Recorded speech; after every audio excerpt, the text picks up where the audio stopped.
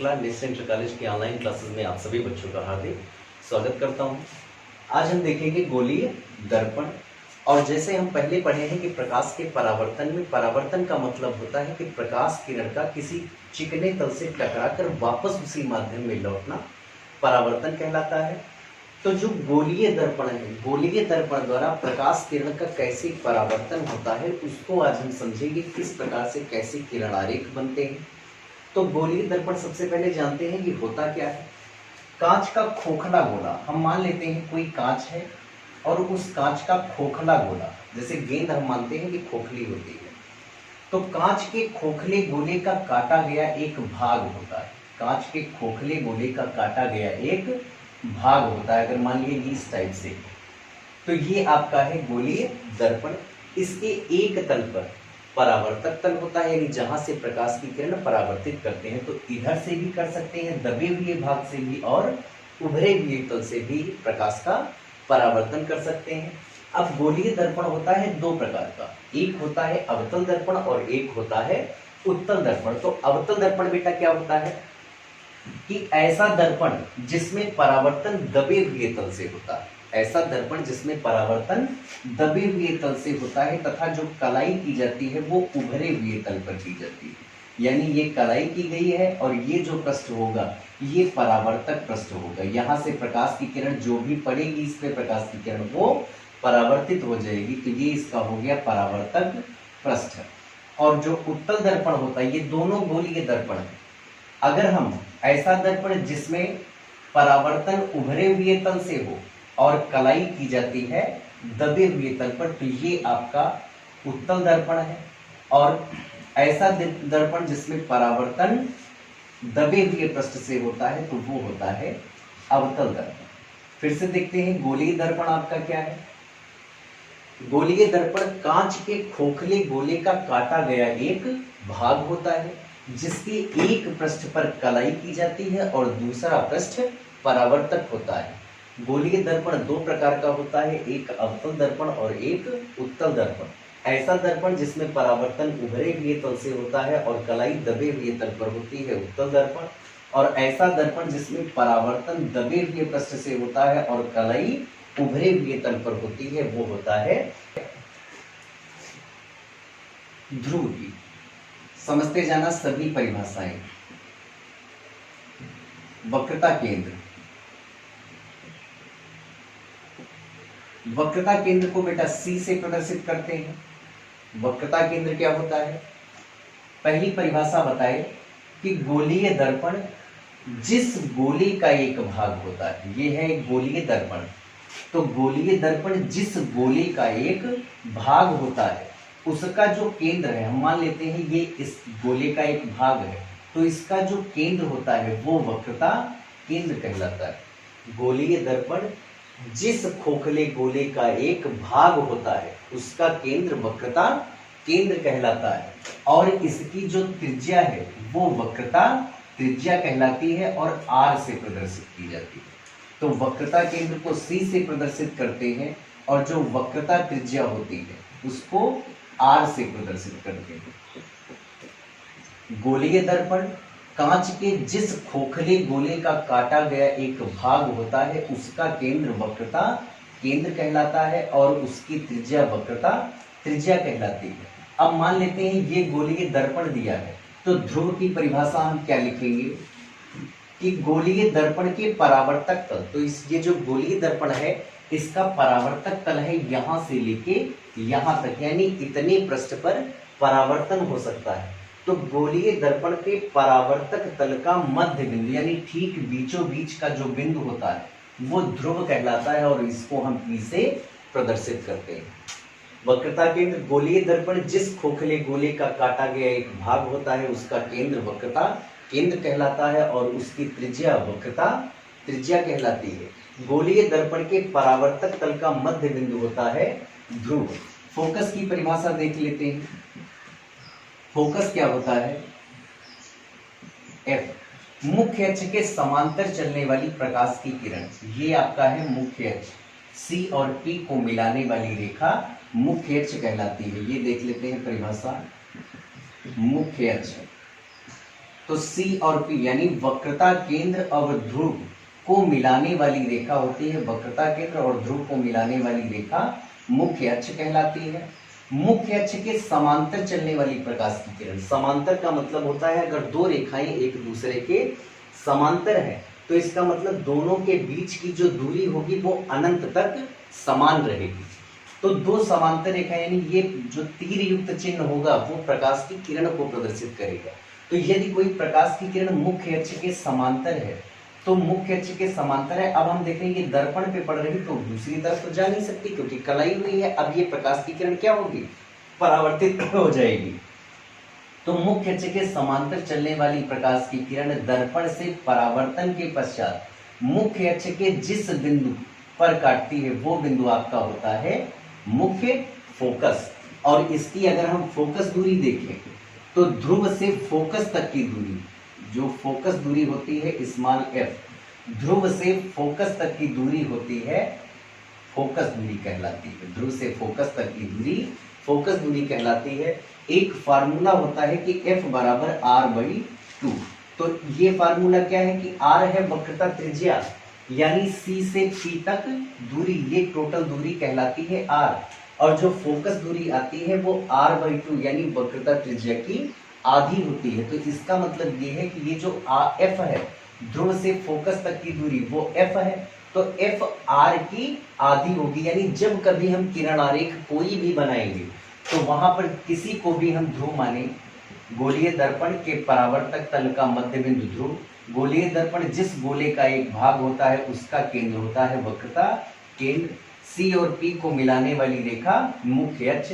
तो जब कभी फोकस को हम रिप्रेजेंट करते हैं तो C और P के ठीक बीचों बीच लेते हैं क्योंकि ये वक्रता त्रिज्या, इसकी आधी दूरी होती है F। और जब हम ठीक बीचों बीच F को मानेंगे तो कोई भी किरण आरेख बनाएंगे वो सदैव सही किरण आरेख बनेगा। अवतल दर्पण द्वारा प्रतिबिंब का बनना, कि दर्पणों के द्वारा हम प्रतिबिंब कैसे बनाते हैं। तो अवतल दर्पण द्वारा प्रतिबिंब बनाने के सिर्फ 3 नियम हैं।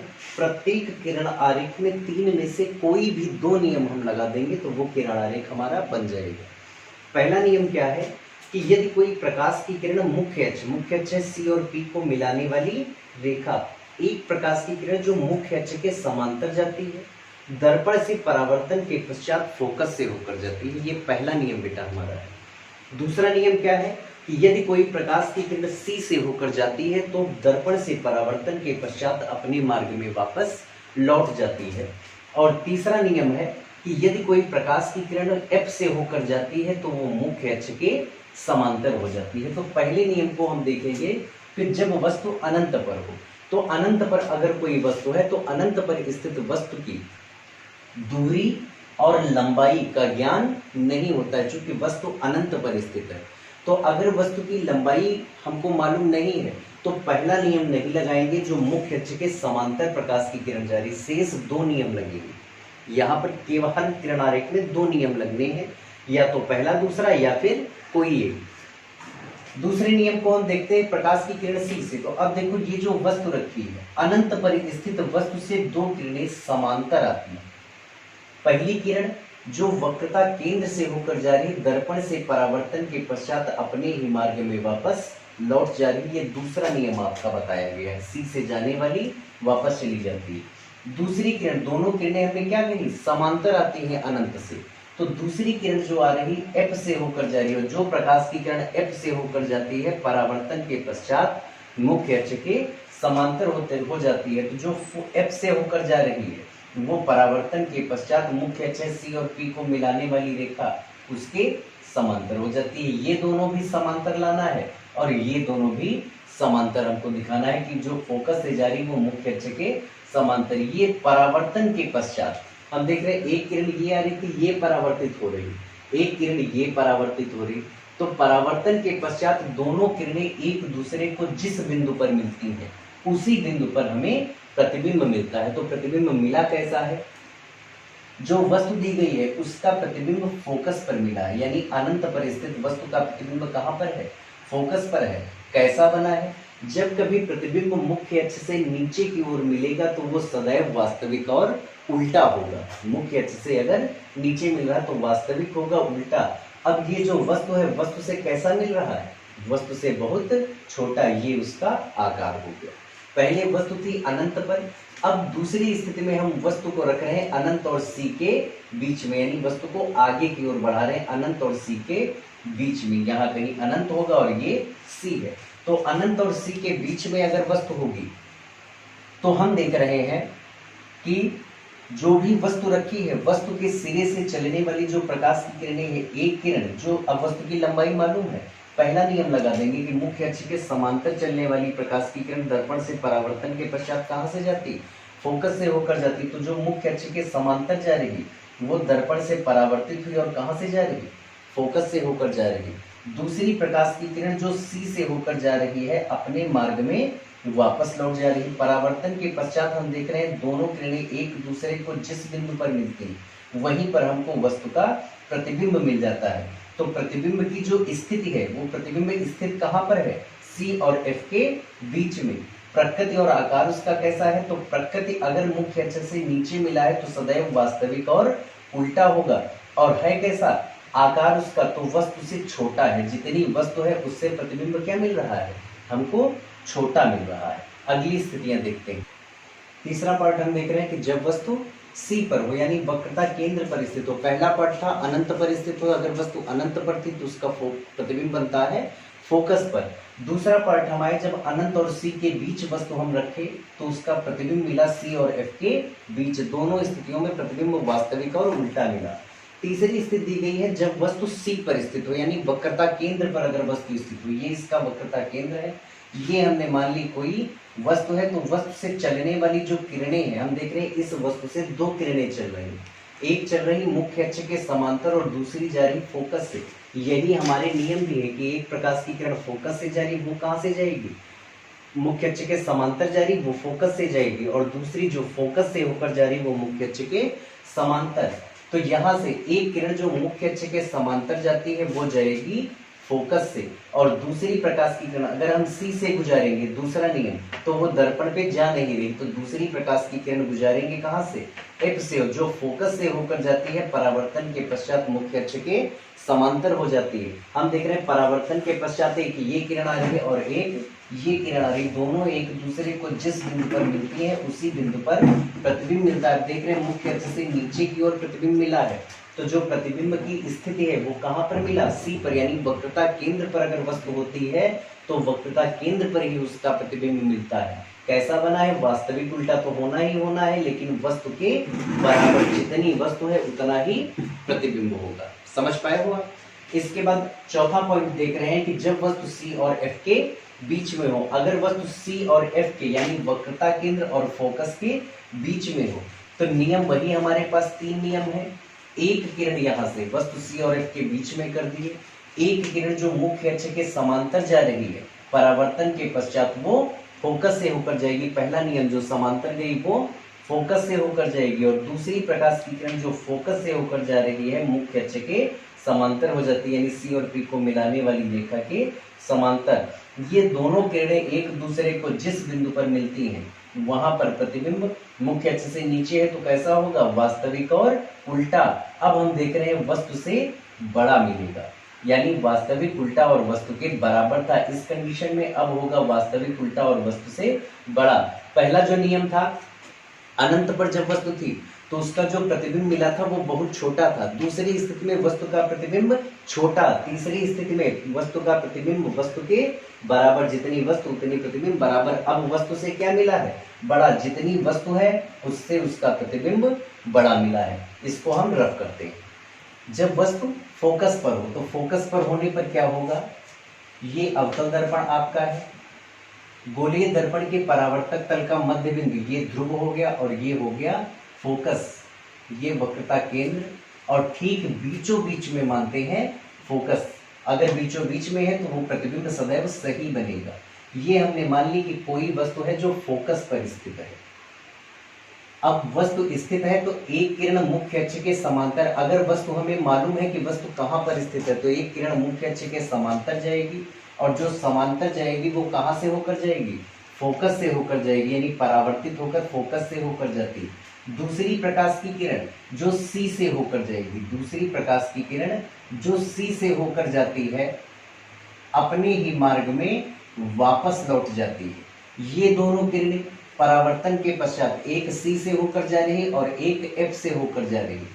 ये दोनों किरणें अगर हम देखें तो एक दूसरे को अनंत पर मिलेगी जाके, यानी जो हमको प्रतिबिंब की स्थिति मिलेगी, प्रतिबिंब की स्थिति वो हो जाएगी, प्रतिबिंब कहाँ पर स्थित होगा, अनंत पर, चूंकि दोनों किरणें एक दूसरे के समांतर हैं। वस्तु कहाँ थी, फोकस पर, और जब अनंत पर मिलेगा तो वो मुख्य अक्ष के क्या होगा, नीचे, यानी अब भी होगा वास्तविक, उल्टा और वस्तु से बहुत बड़ा, और वस्तु से बहुत बड़ा। इसके बाद लास्ट वाला स्टेप हम देखते हैं, जो आखिरी स्थिति है, जब वस्तु फोकस और ध्रुव के बीच हो, फोकस और ध्रुव के बीच हो। ये स्थिति सबसे ज्यादा इंपॉर्टेंट है और अधिकतर एग्जाम में यही स्थिति पूछी भी जाती है। ये हम मान लेते हैं कोई अवतल दर्पण है, ये ध्रुव हो गया, ये वक्रता केंद्र है, और ये मान लिया ठीक बीचों बीच में फोकस। वस्तु स्थित है फोकस और ध्रुव के बीच में। एक किरण जो मुख्य अक्ष के समांतर जाती है, मुख्य अक्ष के समांतर है ये वस्तु, तो ये जाएगी फोकस से, ये फोकस से होकर जा रही है। और दूसरी प्रकाश की किरण जो जाएगी C से, यहां से अगर हम C से गुजारे, दूसरी प्रकाश की किरण जो C से होकर जाएगी वो अपने मार्ग में क्या होगी, वापस लौट जाएगी। अब हम यहाँ पर इस स्थिति में देख रहे हैं कि दोनों प्रकाश की किरणों के बीच की दूरी बढ़ रही, तो दोनों किरणों को पीछे बढ़ाने पर, अगर उसी सीध में हम पीछे की ओर बढ़ाएं, तो दोनों किरणों को पीछे की ओर बढ़ाने पर वे एक दूसरे को जिस बिंदु पर मिलती हैं उस बिंदु पर प्रतिबिंब आभासी, सीधा और वस्तु से बड़ा मिलता है। जितनी भी स्थितियां थी सभी स्थितियों में प्रतिबिंब सदैव मुख्य अक्ष से नीचे की ओर मिल रहा था, लेकिन ये स्थिति एक ऐसी है जब प्रतिबिंब हमको मुख्य अक्ष से ऊपर की ओर मिला है। यानी प्रतिबिंब कहाँ पर स्थित है, प्रतिबिंब की स्थिति है दर्पण के पीछे, और कैसा बना है, आभासी सीधा। अब प्रतिबिंब हमको मिला है आभासी सीधा और वस्तु से कैसा है, बड़ा, आभासी सीधा और बड़ा। एग्जाम में अधिकतर ये क्वेश्चन आता है कि किस दर्पण में वस्तु का प्रतिबिंब आभासी, सीधा और वस्तु से बड़ा बनता है। तो अवतल दर्पण की सिर्फ एक स्थिति है जिसमें प्रतिबिंब आभासी बनेगा, सीधा और वस्तु से बड़ा। क्योंकि उत्तल दर्पण जो है, उत्तल दर्पण की प्रत्येक स्थिति में प्रतिबिंब आभासी होता है लेकिन वस्तु से छोटा होता है। इसी कारण ये क्वेश्चन अधिकतर पूछा जाता है कि किस स्थिति में प्रतिबिंब आभासी, सीधा और बड़ा होगा, तो अवतल दर्पण की लास्ट स्थिति में। अब हम यहाँ पर देख रहे थे कि यदि वस्तु अनंत पर थी, पहला जो पॉइंट था, वस्तु अगर अनंत पर थी तो उसका प्रतिबिंब फोकस पर मिला था। वस्तु अगर फोकस पर है तो उसका प्रतिबिंब अनंत पर मिलेगा। यानी उन दो बिंदुओं को संयुग्मी फोकस कहते हैं, जिसमें से एक बिंदु पर रखी वस्तु का प्रतिबिंब दूसरी बिंदु पर मिलता है और दूसरे बिंदु पर रखी वस्तु का प्रतिबिंब पहले उस पर बनता है। तो अवतल दर्पण की सभी स्थितियां, फोकस पर वस्तु, प्रतिबिंब अनंत पर, अनंत पर अगर वस्तु होगी तो प्रतिबिंब फोकस पर, वक्रता केंद्र पर वस्तु तो प्रतिबिंब भी वक्रता केंद्र पर बनता है, वक्रता केंद्र पर वस्तु रखोगे तो प्रतिबिंब उसका वक्रता केंद्र पर। यानी दोनों अगर हम पोजीशन उसकी उल्टा करते हैं, वस्तु की स्थिति और प्रतिबिंब की स्थिति, तो ये सिर्फ संयुग्मी फोकस केवल अवतल दर्पण में ही सीमित है। सभी बच्चे वीडियो को देखेंगे, समझेंगे, उसको लाइक करेंगे, कमेंट करेंगे जो भी आपके समझ में नहीं आया हो, और वीडियो को शेयर जरूर करेंगे।